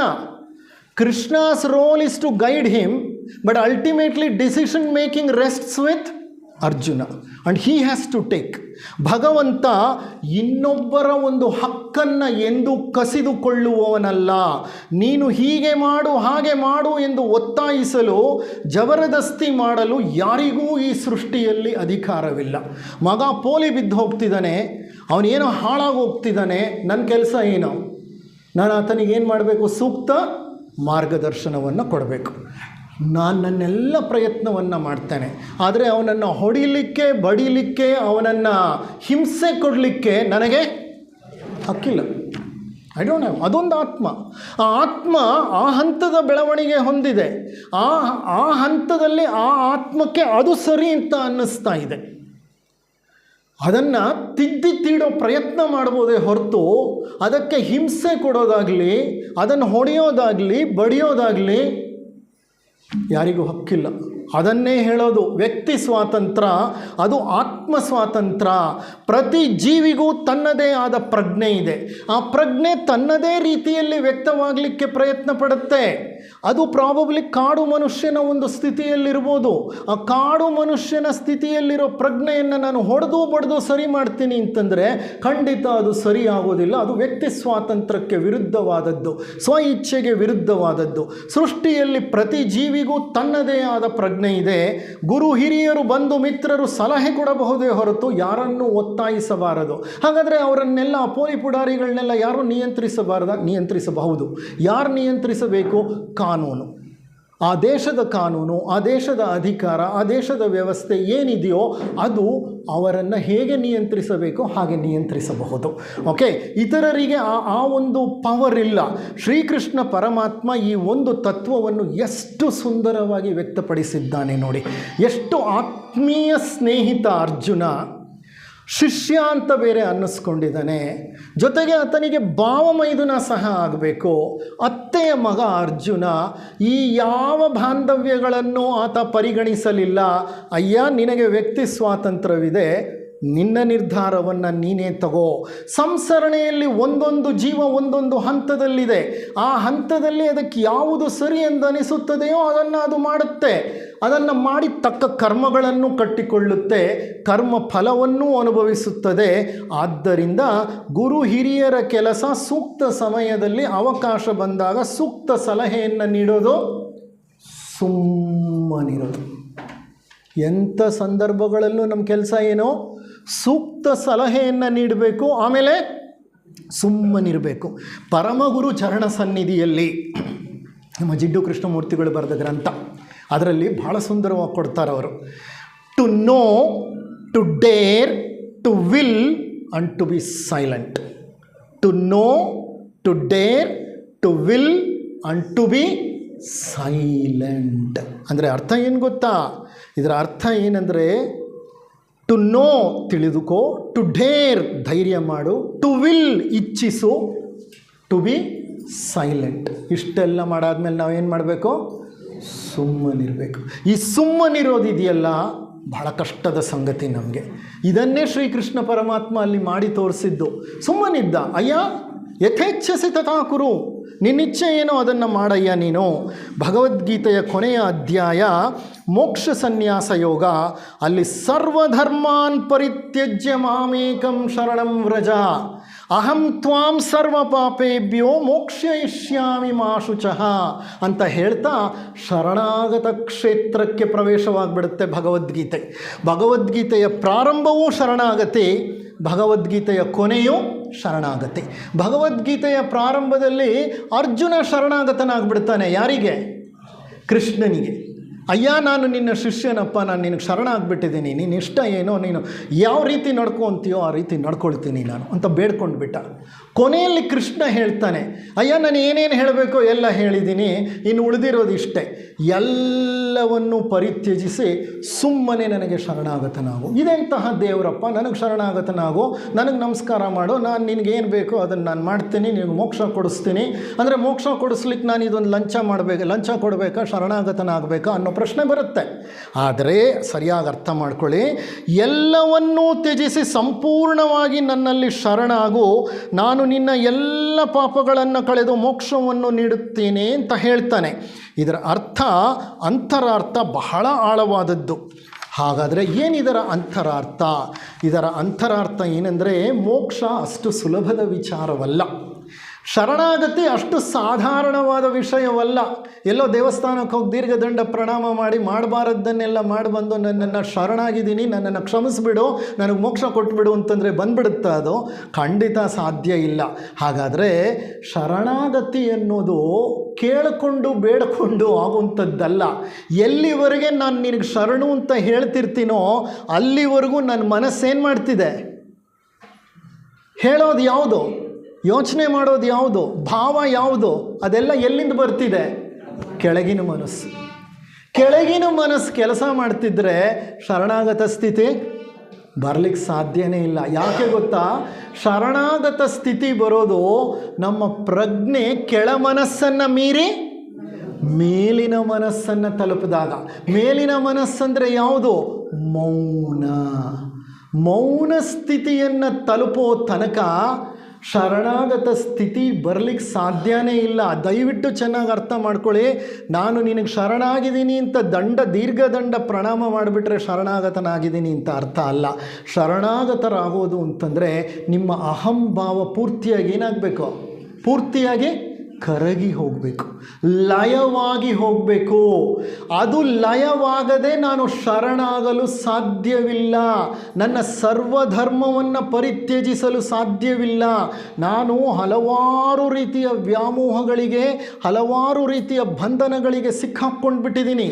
ಈ ಎಲ್ಲ ಬಂಧನಗಳ ಮಧ್ಯೆ ತುದಿಯಿಂದ ನಾನು ಮಾಡುವಂತಹ ಮಾತು, ನಾನು ಹೇಳುವಂತಹ ಮಾತಿಗೆ ಯಾವುದೇ ಅರ್ಥವಿಲ್ಲ. ನಿಜವಾಗಲೂ ಶರಣಾಗತನಾದ ವ್ಯಕ್ತಿ ಮೌನವಾಗಿರ್ತಾನೆ, ಭಗವಂತನ ಕೈಯಲ್ಲಿ ಒಂದು ಉಪಕರಣವಾಗಿಬಿಡ್ತಾನೆ. ಅವನಿಗೆ ಒಂದು ಸ್ವಯಂ ಅಸ್ತಿತ್ವವೇ ಇರೋದಿಲ್ಲ. ತನ್ನ ಅಹಮ್ಮನ್ನು ಪರಿಪೂರ್ಣವಾಗಿ ಕಳ್ಕೊಂಡು ತನ್ನ ಒಂದು ಈ ಕಾಯ ವಾಚ ಮನಸ ತ್ರಿಕರಣ ಏನಿದೆ ಆ ತ್ರಿಕರಣವನ್ನು ಮೇಲಿನ ಮನಸ್ಸಿಗೆ ಒಪ್ಪಿಸ್ಬಿಡ್ತಾನೆ. ಇದು ಲಯವಾಗಿ ಹೋಗುತ್ತೆ.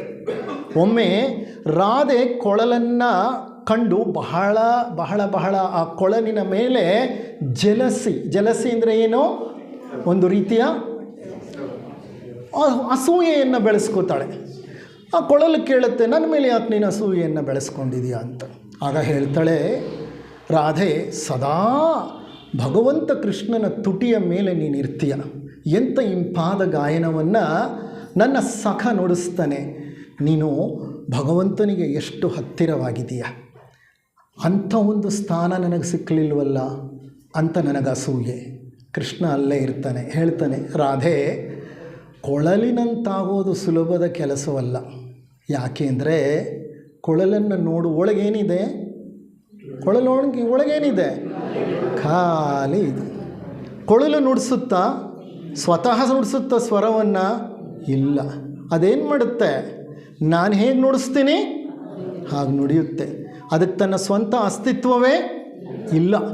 ನಾ ಹೇಳಿದ ಹಾಗೆ ಅದು ಕೆಲಸ ಮಾಡ್ತಾ ಇರುತ್ತೆ. ನೀನು ಹಾಗಾಗ್ತೀಯಾ ಅಂದರೆ ಆಳವಾಗಿ ಅರ್ಥ ಮಾಡ್ಕೊಳ್ಳಿಕ್ಕೆ ಪ್ರಯತ್ನ ಪಡಿ. ನೀನು ಹಾಗೆ ಆಗ್ತೀಯ ಅಂದರೆ ನೀನು ನನ್ನ ಕೈನಲ್ಲಿ ಏನಾಗಬೇಕು? ಮಿಯರ್ ಇನ್ಸ್ಟ್ರೂಮೆಂಟ್ ಆಗಬೇಕು. ನಿನ್ನಲ್ಲಿನ ಅಹಂಭಾವ ಕರಗಿ ಹೋಗಬೇಕು. ನೀನು ಪರಿಪೂರ್ಣವಾಗಿ ಖಾಲಿ ಆಗಿಬಿಡಬೇಕು. ಅದು ಶರಣಾಗತ ಸ್ಥಿತಿ. ಅಂಥ ಶರಣಾಗತ ಸ್ಥಿತಿ ಬರಬೇಕಂದ್ರೆ ನಮ್ಮ ತ್ರಿಕರಣ ಶುದ್ಧಿ ವಚನಗಳಲ್ಲೇನು ಹೇಳಿದ್ರು ಅದು ಬಹಳ ಮುಖ್ಯ. ಆ ತ್ರಿಕರಣ ಶುದ್ಧಿ ನಡೆದು ಕೆಳ ಮನಸ್ಸು ತಂತಾನೆ ಲಯವಾದಾಗ ಕೃಷ್ಣ ಪರಮಾತ್ಮ ಮೋಕ್ಷವನ್ನು ಕೊಡೋದು ಬೇಕಾಗಿಲ್ಲ. ಮೋಕ್ಷ ಸ್ವತಃ ಸಿದ್ಧ. ಮೋಕ್ಷವನ್ನು ಯಾರೂ ಕೊಡೋದಿಲ್ಲ. ಜೀವನ್ಮುಕ್ತ ಸ್ಥಿತಿಯನ್ನು ಯಾರೂ ಕೊಡೋದಿಲ್ಲ. ಜೀವನ್ಮುಕ್ತ ಅನ್ನೋದು 5ನೇ ದೀಕ್ಷೆ ನಮ್ಮ ಥಿಯೋಸಾಫಿಕಲ್ ವಾಂಗ್ಮಯದಲ್ಲಿ. ಆ ದೀಕ್ಷೆಯನ್ನು ವ್ಯಕ್ತಿ ಏನು ಮಾಡಬೇಕು? ತನಗೆ ತಾನೇ ಕೊಟ್ಕೊಳ್ಳೋದು. ತನಗೆ ತಾನೇ ಕೊಟ್ಕೊಳ್ಳುವಂತಹ ದೀಕ್ಷೆಯೇ ಜೀವನ್ಮುಕ್ತ ಸ್ಥಿತಿ. ಅಂಥ ಜೀವನ್ಮುಕ್ತ ಸ್ಥಿತಿಯ ಹೊತ್ತಿಗೆ ಅಹಂ ಪರಿಪೂರ್ಣವಾಗಿ ನಿರ್ಗಮಿಸಿರುತ್ತೆ. ಅಲ್ಲಿ ಕೃಷ್ಣ ಏನು ಕೊಡೋದು ಬೇಕಾಗಿಲ್ಲ. ಈ ಕೆಳ ಮನಸ್ಸು ಯಾವಾಗ ಹೊರಟೋಗುತ್ತೋ ಉಳಿಯೋದು ಒಂದೇ ಮನಸ್ಸು. ಅಂತರಂಗ ಬಹಿರಂಗಗಳು 2 ಇರೋದಿಲ್ಲ, ಇರೋದು ಒಂದೇ ರಂಗ. ಹಂಗಾಗ್ಬಿಡುತ್ತೆ. ಅಂಥ ಒಂದು ಪರಿಸ್ಥಿತಿಯನ್ನು ಶ್ರೀಕೃಷ್ಣ ಏನು ಮಾಡ್ತಿದ್ದಾನೆ? ಸರ್ವಧರ್ಮಾನ್ ಪರಿತ್ಯಜ್ಯ ಮಾಮೇಕಂ ಶರಣಂ ವ್ರಜ ಅಹಂ ತ್ವಾಂ ಸರ್ವ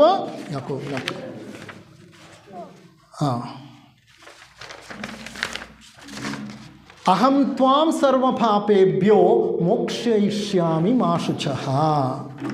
ಅಹಂ ತ್ವಾಂ ಸರ್ವ ಪಾಪೇಭ್ಯೋ, ನೀನೆಲ್ಲ ಪಾಪಗಳು ಕಳಿಬೇಕು ಅಂದರೆ ನಿನ್ನ ಮನಸ್ಸು ವಿಲಯವಾಗಬೇಕು ಅಂತ ವಿಚಾರಿಸಿ ಹೇಳ್ತಾನೆ.